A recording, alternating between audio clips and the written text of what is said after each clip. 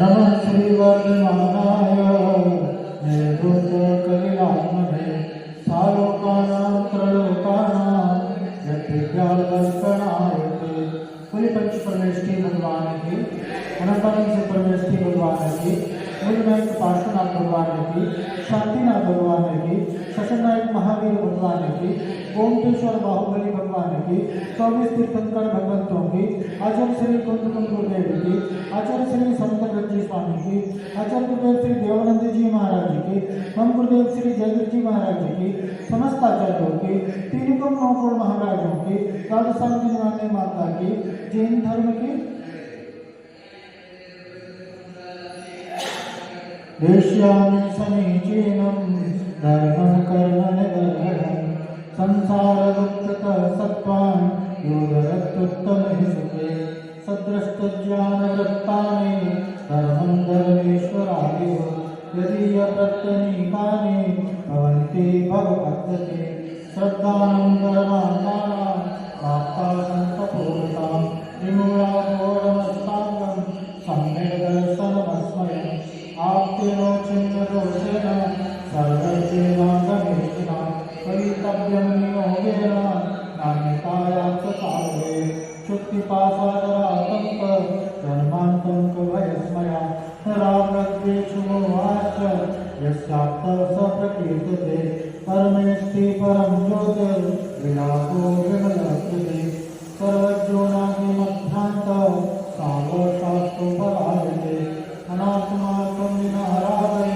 शास्त्राशास्त्री सपोरिणं धनक्षेत्रे करस्पर्शां मुद्राकिमपेक्षते आत्मोपद्यमनुल्लङ्घ्य मध्यस्थैष्टविरोधकं तत्त्वोपदेशकर्तारं शास्त्रं कामप्रगत्यनं विषयाशावशातीतो विरारम्भोपविग्रहः ज्ञानज्ञानतपोरक्तस्तपस्वी सप्रशस्यते इदमेव दर्शनेव तत्त्वं नान्यथा इति कम्पाये साम्भवत् जन्माद्रि संशयारुहे कर्मपरवशे शान्ते उक्तैरङ्कुरितोदये पापबीजे सुखे रास्ता श्रद्धानां काञ्चनास्मिता स्वभावदोषुचो कार्य रत्नत्रैकविक्रते विदर्भश्रावणं प्रीते हतामेव्यचिकित्सिता कापते सति दुःखानां कापदस्ते प्रसम्मते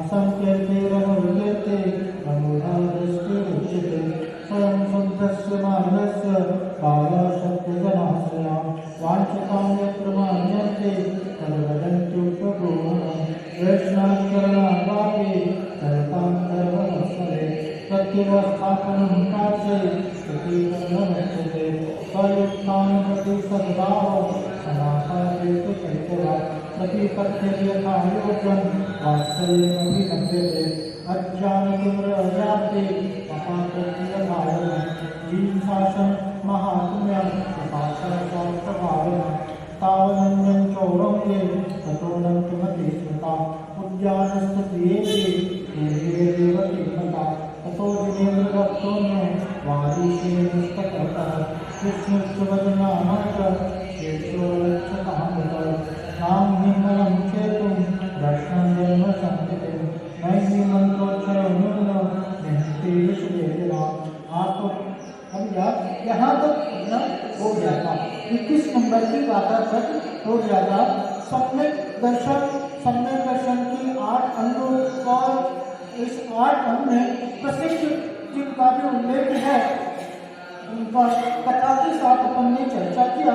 तो कल अपन ने देखा कि सम्यक दर्शन अंग से नहीं है, अगर इन 8 अंगों में से एक भी अंग अगर कम है, अल्प है, तो वह सम्यक दर्शन मुक्ति के लिए कार्यकारी नहीं है।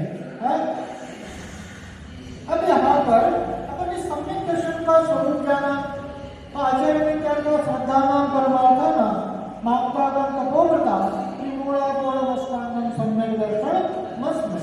ये सम्यक दर्शन मोक्ष महल की प्रथम सीढ़ी है, धर्म का आधार है।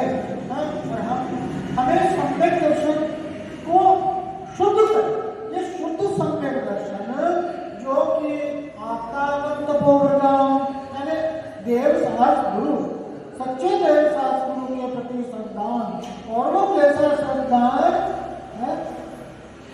त्रिगुणापूर्णमष्टांगम, तीन मूर्ता से रहित, अष्टांगम, 8 अंग से सहित और 8 मदों से रहित। 3 बातें हैं, कौन सी? 3 मूर्ता, 8 अंग से सहित और 8 मद से।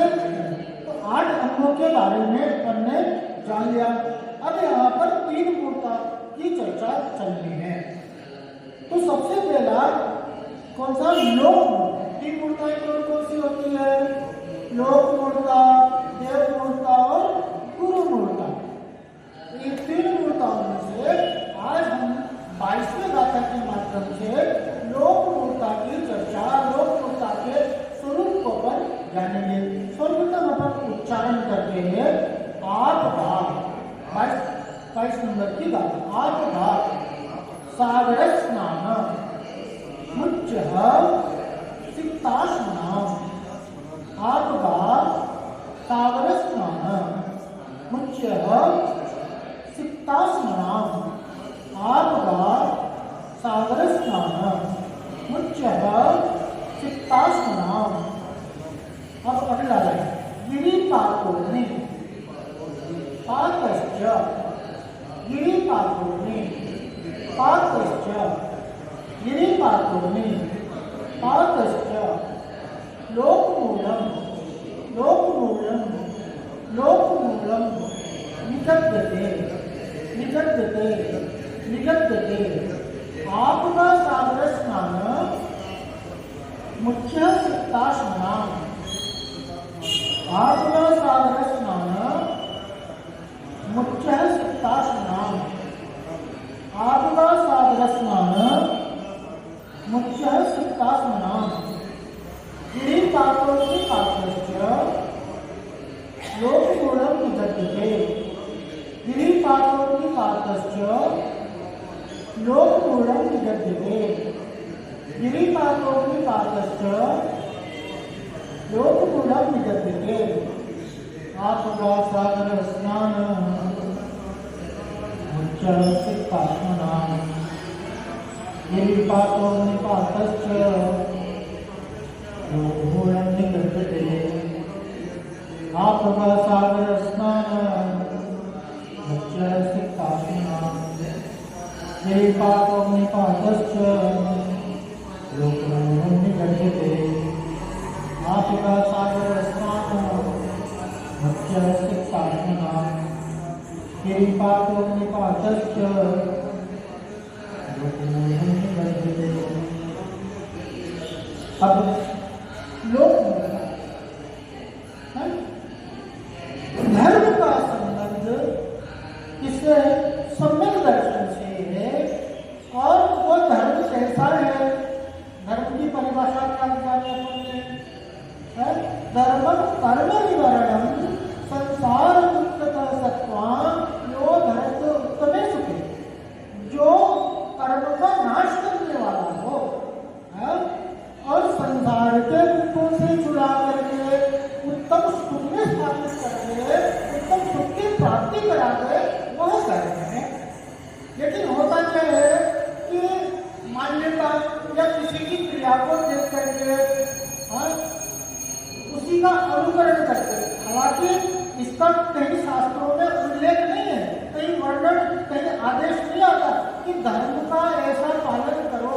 ये लोक मूलता में जो सारी बातें आती है अपन गाथा के माध्यम से समझते हैं कि धर्म समझकर क्या? आपदा सागर स्नानम। आपदा है नदी और सागर यानी समुद्र में स्नान करना। आपदा सागर स्नान। आपदा अर्थात नदी, सागर अर्थात समुद्र में स्नान करना। और दूसरा सिक्तास्नान, बालू और पत्थरों आदि की ढेर लगाना। रेत की ढेर लगाते हैं, पत्थर की ढेर लगाना। उच्चता यानी ढेर लगाना।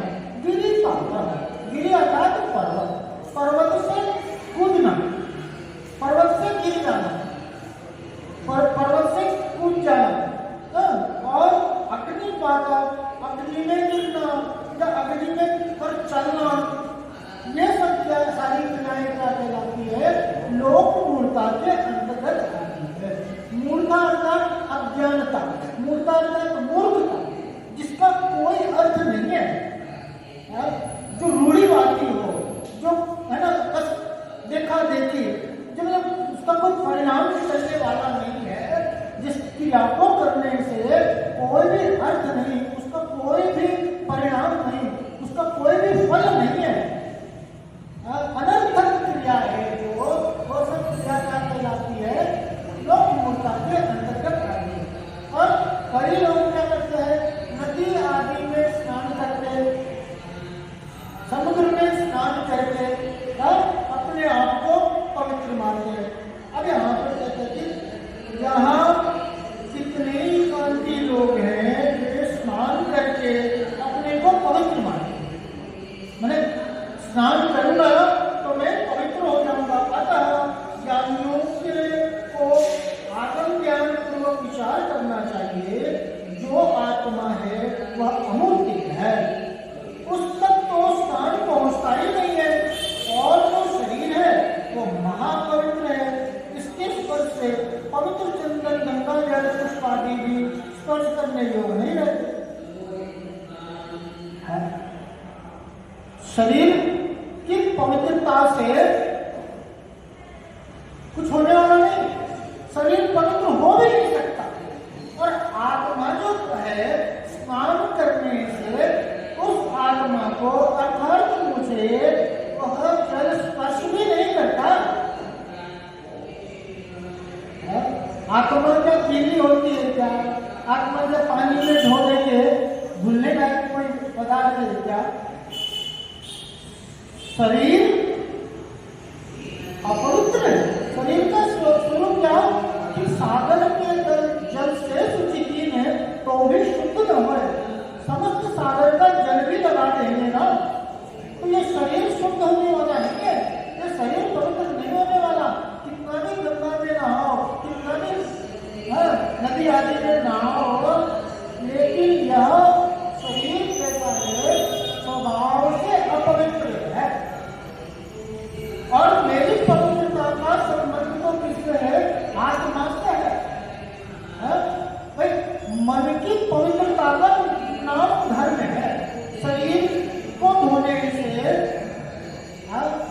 दोष दूर होने वाला नहीं है, मन का मन दूर होना चाहिए। मन में जो अपवित्रता है, आत्मा में जो अपवित्रता है, आत्मा में जो राग द्वेषादि भाव है, जो लोभ आदि भाव है, ये अपवित्रता है। आत्मा में जो कर्म फल लगा हुआ है, ये अपवित्रता है। और यह अपवित्रता शरीर को धोने से, शरीर के स्नान से दूर होने वाली नहीं। अरे शरीर तो अपवित्र है, कैसा है? दुर्गंधमय है, अंदर क्या है? विष्ठा है, मल है, मूत्र है, हड्डी है, मांस से बना हुआ ऐसा चमड़ा आदि से वेष्टित ये कैसा? ये शरीर है। और कह रहे कि कितना भी पवित्र से पवित्र सामग्री आ जाए, इस शरीर के संपर्क में इत्र है, वस्त्र है, किसका देखो भोजन भी खाते हैं तो क्या होता है कि शरीर में जाते ही वो भोजन क्या रहता है? मन में परिवर्तन हो जाता है। स्वभाव से ही क्या है? अशुद्ध है। इसके संपर्क में जो भी वस्तु आती है वो सब क्या हो जाती है? अपवित्र हो जाती है। तो इस तरह के तथा जिसके मुख के रास्ते को महापवित्र कफ लाल धातु का मल मैल, जिह्वा का मैल निरंतर बहता है।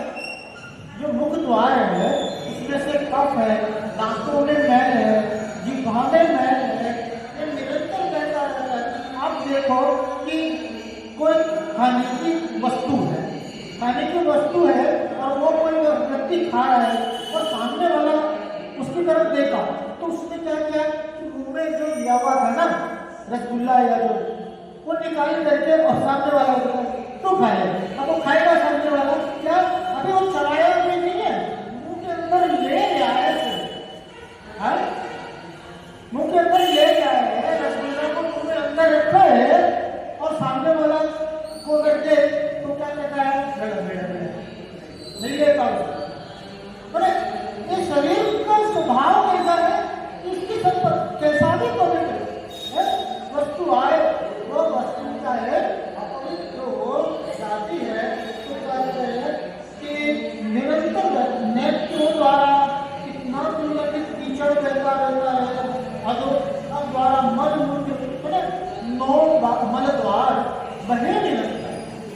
शरीर की क्या है, 9 मन द्वार है, 2 आंख है, 2 कान है, 9 नाक है और मुख जीवा मुख के माध्यम से और मल मूत्र के द्वार, इस प्रकार से 9 मल द्वार है।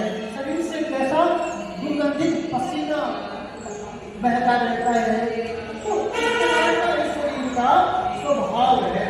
जिसकी इस लोक में जो भी वस्तु भूमि हो, क्षेत्र हो, अशुचि या अपवित्र कहलाते हैं, ये सभी शरीर के स्पर्श से संगम से अपवित्र हुए हैं। भूमि हो जाए या क्षेत्र हो जाए, वस्तु हो, ये सब क्या है, इस शरीर के संपर्क में आते ही अपवित्र हो जाते हैं, अपवित्र कहलाते हैं।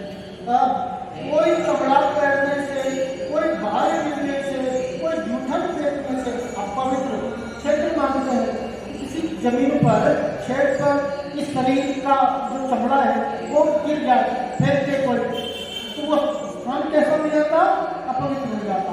सब शादी ब्याह का जूठन रहता है ना भोजन, वो सब कैसा शांत मारता है, कोई उधर उस स्थान पर जाना चाहता है क्या, तो वो क्षेत्र, वो भूमि भी क्या अपवित्र हो जाती है। और ये रक्त मांस हड्डी वसा पीठ मल मूत्र धूप लाल कफ नाक का मैल आदि से स्पर्श हो जाने से, स्नान के जल से छींटे लगने से, लाल है, पीठ है, मल है, जो है इसके अंदर से जो निकलता है वो सब स्पर्श पड़ जाए किसी स्थान से या किसी व्यक्ति से स्पर्श पड़ जाए या कपड़े से स्पर्श हो जाए, तो क्या वो सब क्या हो जाता, अपवित्र हो जाता। कोई बहुत बढ़िया स्नान करके आया और क्या हुआ, जरा सा थूक का छींटा उसके ऊपर पड़ गया, जैसा अपवित्र हो जाता है। तब कुल्ला करते ना, कुल्ला करते करते और वो छींटा पड़ गया। इसलिए अच्छी तरह विचार करो, शरीर के स्पर्श संबंध बिना कहीं कोई अपवित्रता है, ऐसा अपवित्रता का स्थान शरीर का जल के स्नान से कैसे शुद्ध होगा। ऐसा अपवित्र शरीर जल के स्नान के माध्यम से किस प्रकार से शुद्ध हो सकता है। और यह शरीर जल के स्नान आदि से शुद्ध हो गया तो किसी दूसरे के स्नान का छींटा लग जाने से पुनः अपवित्र हो जाता। शुद्ध हो गया या दूसरा नहा रहा है उसका छींटा लग गया तो तुरंत वो अपवित्र हो गया। तो मेरे गंगा पुष्कर आदि में हजारों बार स्नान करना, कुल्ला आदि करना, फिर किसी अन्य वस्तु के ऊपर कुल्ला कर देने से तो वो वस्तु महा अपवित्र मानी है। लाख गंगा में स्नान किया हो, लाख पुष्कर में स्नान किया हो, लाख कुंभ के मेले में स्नान कराया, लेकिन क्या हुआ कि वो तुरंत अगर वो धूप भी दे व्यक्ति तो सबका अपवित्र हो जाता है। जल से तो शरीर के ऊपर लगा हुआ मैल साफ हो।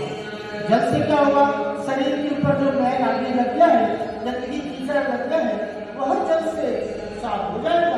तथा वस्त्रों की मलिनता धोने से जब वस्त्र मलिन है तो वो क्या हो जल से साफ हो जाता, किंतु जल से तो उज्ज्वल पवित्र नहीं कर सकता। ऊपर का मैल, ऊपर की गंदगी दूर हो सकती है, लेकिन जल शरीर को पवित्र नहीं कर सकता। चाहे कहीं का भी जल हो, आपके टंकी का जल हो, आपके बोरिंग का जल हो तो है, लेकिन गंगा हो, पुष्कर कहीं का भी जल हो, लेकिन इस शरीर को पवित्र करने में क्या वो सक्षम नहीं।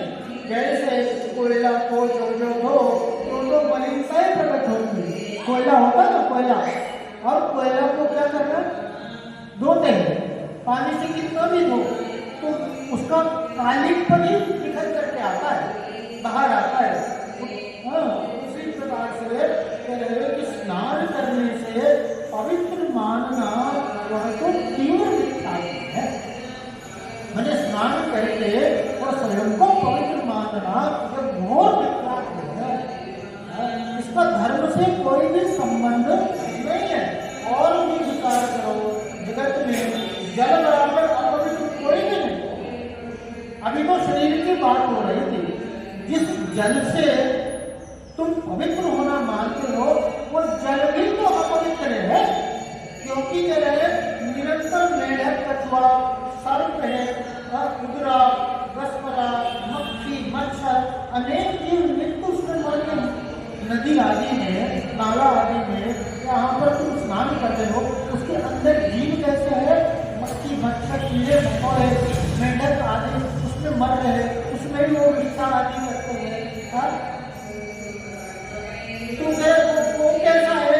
और अनेक जीवों से, जिस जीवों का जिसमें घात होता रहता है, जीव क्या है उसमें मर रहे हैं, उनका घात हो रहा है, उसमें नाशक बाहर जा रही है, तो वो जल है वो पवित्र कैसे हो? जिसमें घात होता है और पवित्र जल, उसके स्पर्श स्नान होने से कैसे पवित्रता होगी? उस अपवित्र जल से स्नान करके किस प्रकार से अपनी पवित्रता मानते हो? क्या करे? और है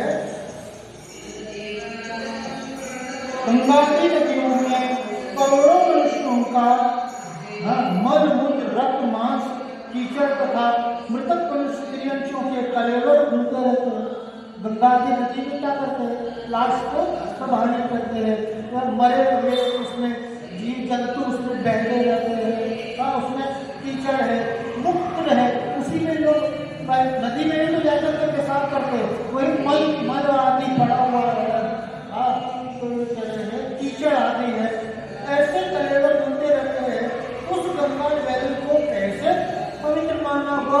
गंगा जल किस प्रकार से हमें पवित्र कर सकता? जल का शुद्धत्व तो कभी मिटता ही नहीं, जल की अपवित्रता कभी जाती नहीं।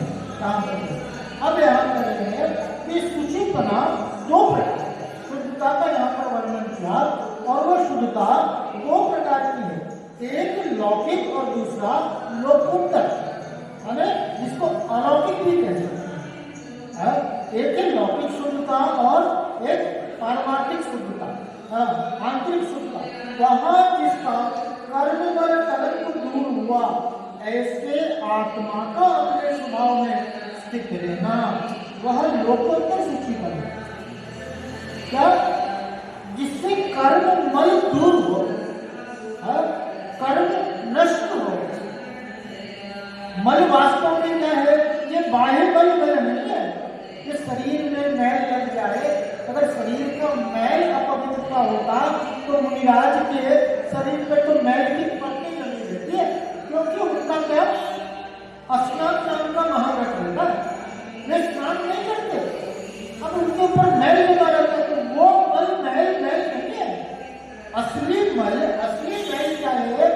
वो आत्मा में जो कर्म मल लगा हुआ है, कर्म का जो आत्मा से संबंध हो गया है, वह कर्म मल ही वास्तविक मल है, और उसकी अपवित्रता वही आत्मा की अपवित्रता है।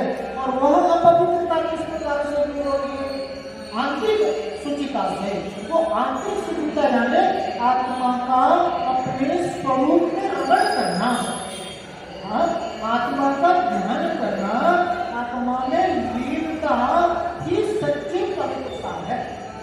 वह आंतरिक पवित्रता है, शुद्धता है, जिसकी प्राप्ति के साधन, उसकी प्राप्ति का साधन क्या है?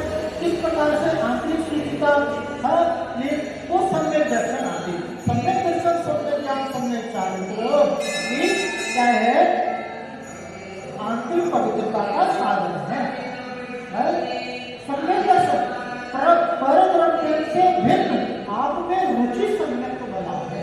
वो सम्यक दर्शन क्या है? कि समस्त पर पदार्थों से अपना उपयोग हट कर और का स्वयं में श्रद्धा होना, अपने आत्मा पे श्रद्धा होना, स्वयं के स्वरूप पर विश्वास होना, मैं आत्मा हूँ, इस प्रकार का जो विश्वास है वो क्या है? सम्यक दर्शन। और आप रूप को जान करो तो सम्यक ज्ञान कराए।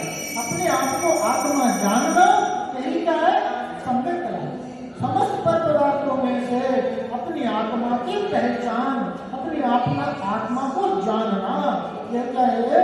सम्यक ज्ञान है। और आप रूप में फिर गए हो सम्यक चारित्र से, अपने आप में लीन हो जाना, अपने आप में स्थिर हो जाना, अपने आप में डूब जाना, ठीक है?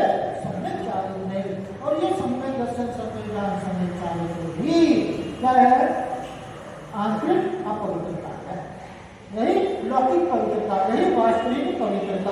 है लौकिक शुचिपना 8 प्रकार का है, और जो बाह्य पवित्रता है, जो लोक में शुचिपना जिसके आधार से माना जाता है, वो 8 प्रकार का है।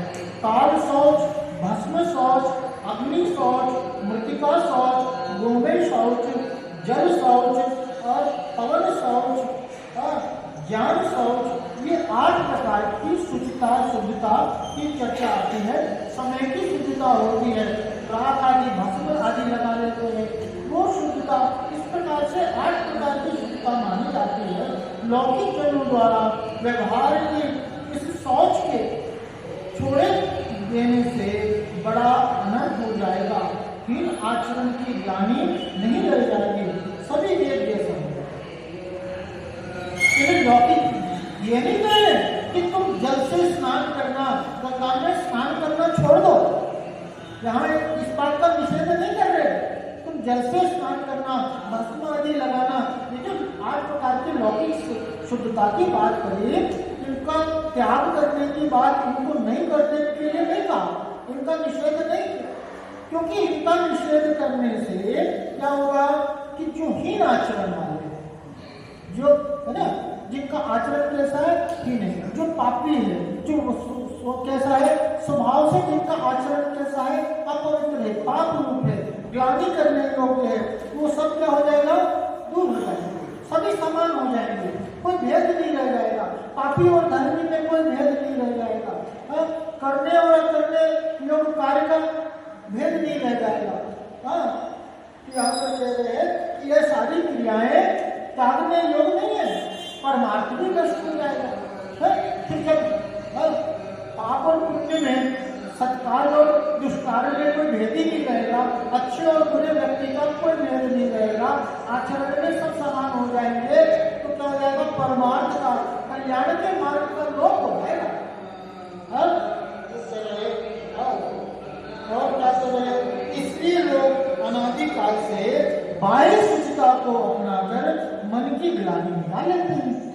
मन की ग्लानि दूर हो जाती है, मन कैसा हो जाता, स्वच्छ हो जाता, मन में क्या एक प्रसन्नता आ जाती है। आप मंदिर आओ और बिना स्नान करके आओ, तो आपको पूजा में मन लगेगा क्या? क्योंकि बाह्य स्वच्छता से अंदर की स्वच्छता, अभी गृहस्थ अवस्था में आपको स्नान आदि का निषेध नहीं है। आप अच्छे स्वच्छ निर्मल जल से आप स्नान करके आओ, पवित्र होकर के आओ। इसलिए जो बाह्य शुद्धता है, बाह्य शुद्धता है, इनको अपना करके, ये सारी क्रियाओं को करके मन की ग्लानि को दूर किया जाए। ग्लानि होती ना, मन लगा रहे, गंदा सा शरीर है, तो हमें कैसा ग्लानि सी लगती है, अच्छा नहीं लगता, हम प्रसन्नता सा महसूस होता है। तो स्नान आदि करके आप प्रशस्त रूप में आ सकते हो। मन की जो मैल है, मन में जो ग्लानि है, वो सारी दूर हो जाती है।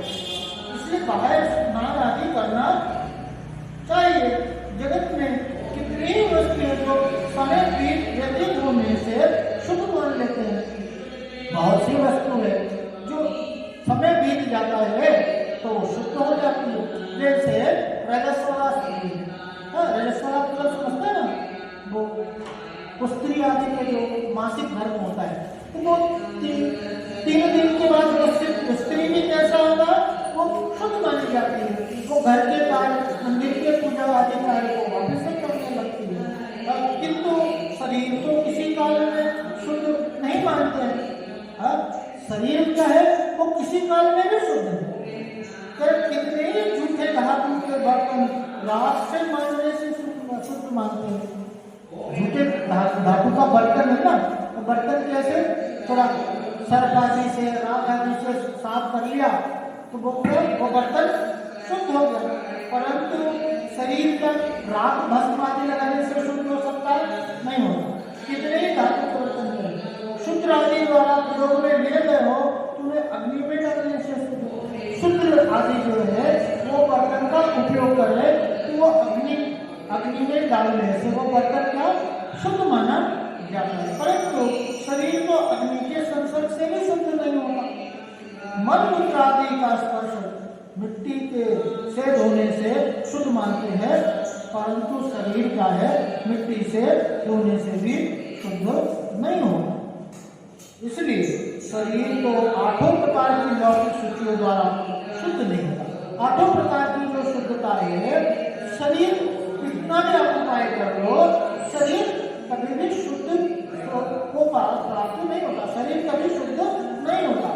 लौकिक शौच से परिणामों की ग्लानि मिट जाती है। परिणामों में जो ग्लानि है वह लौकिक शुद्धता से, परिणामों में जो अशुभ है वो सब क्या है, वह दूर हो जाता।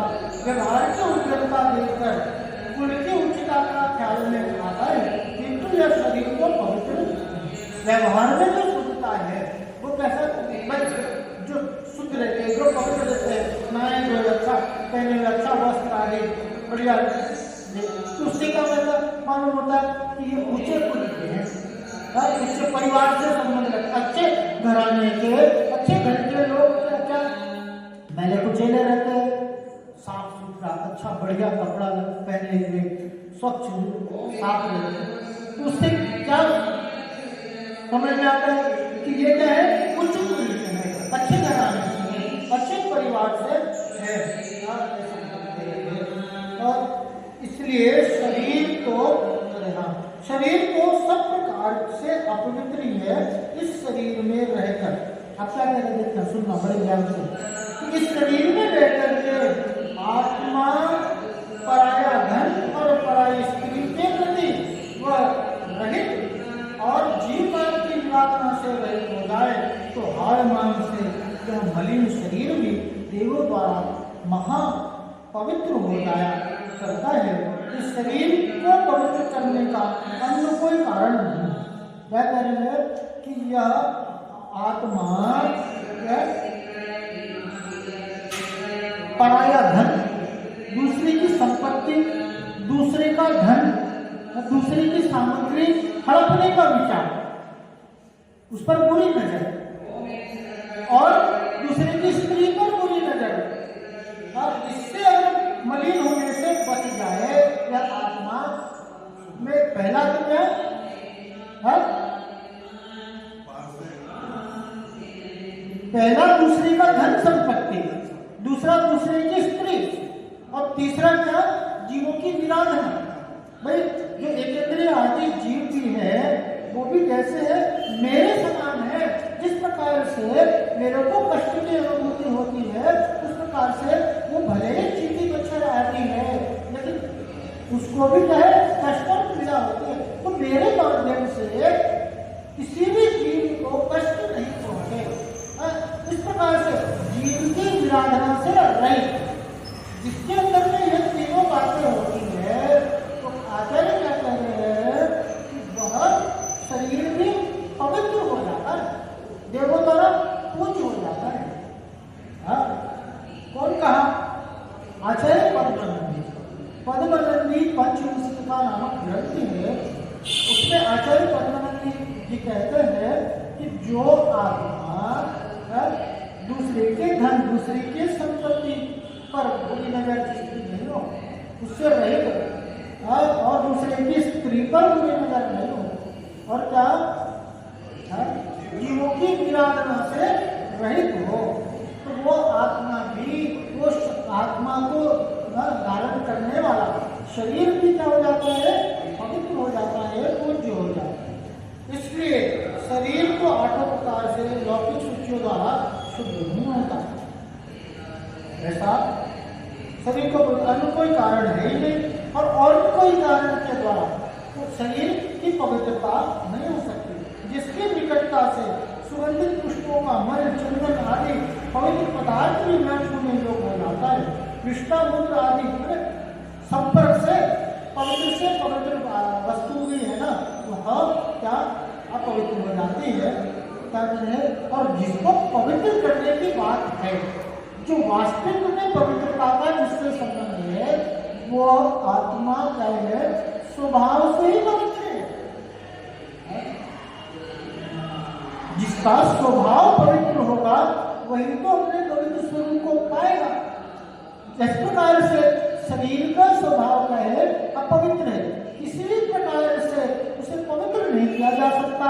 उसी प्रकार से आत्मा का स्वभाव क्या है? विपरीत। आत्मा स्वभाव से शुद्ध है? आत्मा तो अमूर्तिक है।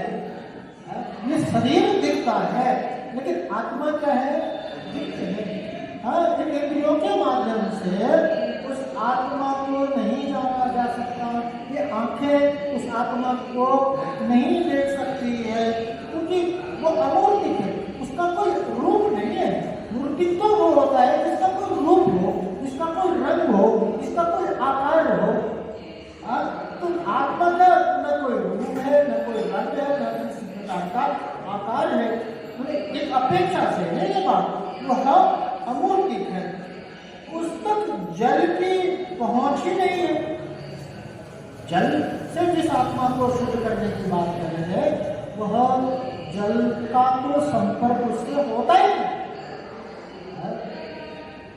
ऐसे पवित्र आत्मा का स्नान करना व्यर्थ है।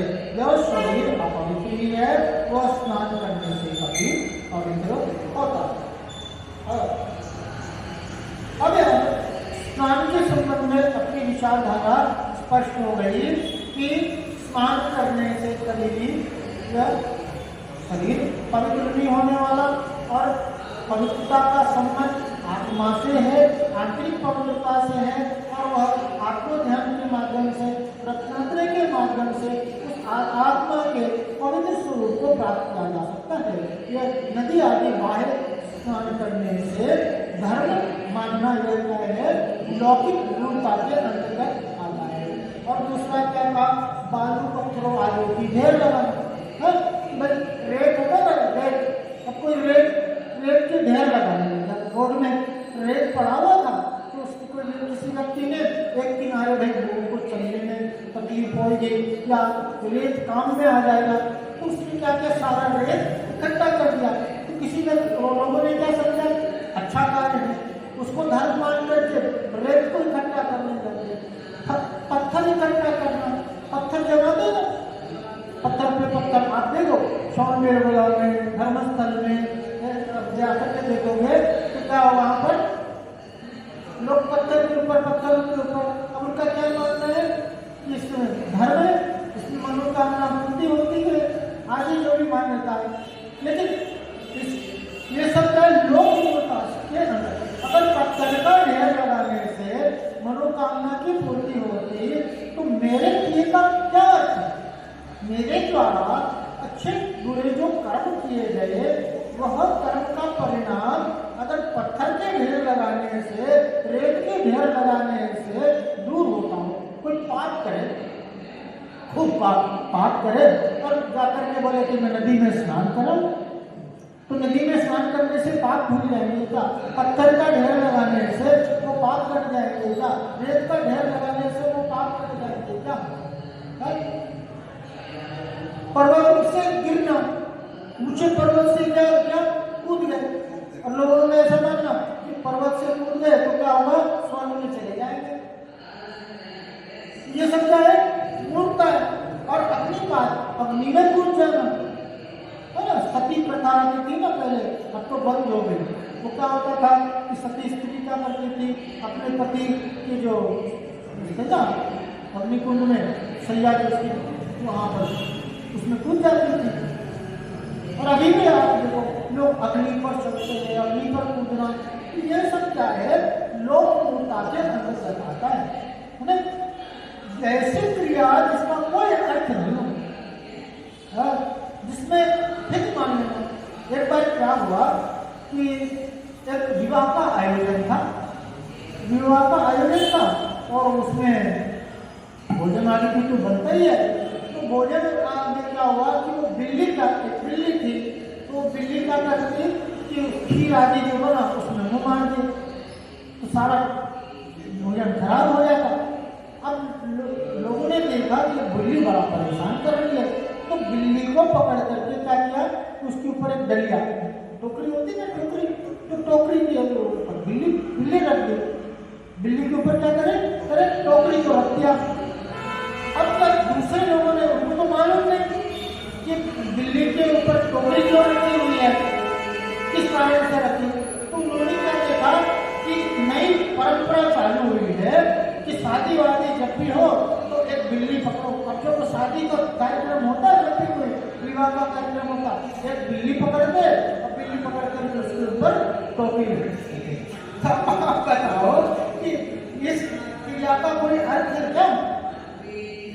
लेकिन ऐसी क्रिया देखा देखी इसका कोई परिणाम नहीं। कोई आता है उधर से, आप देखो कुछ चौराहा पर होगा ना, तो चौराहा पर क्या करना, एक पत्थर और जरा सा सिंदूर लगा करके और रख देना, और वहां पर एक दिया जला देना, अगरबत्ती और एक श्रीफल वगैरह रख देना। आप क्या देखोगे कि सब वहां पर नमस्कार कर रहे, सब चढ़ावा चढ़ाने लगे। तो वो स्थान पूज्य हो गया क्या? वो पत्थर पूज्य हो गया क्या? लेकिन रूढ़िवादी देखा देखी बिना भी सोचे बिना विचारे क्या क्रिया को करना, तो ये सब मूर्ता के अंतर्गत आता है। इस प्रकार से अपन ने मूर्ता अज्ञानता का स्वरूप देखा। सबसे पहला लोक में, संसार में जो इस प्रकार की जो रूढ़िवादिता है, जो धर्म मान के किया जाने वाला कार्य है, उन कार्यों में हमें विचार करना है कि ये कार्य हमारे द्वारा क्या किया जाना चाहिए। ये कार्य करना उचित है या अनुचित है, इस बात का निर्णय हमें करना होगा। इस प्रकार से लोग मूर्ता आदि का स्वरूप करने की था। इसी संबंध में आगे और विस्तार से जानेंगे।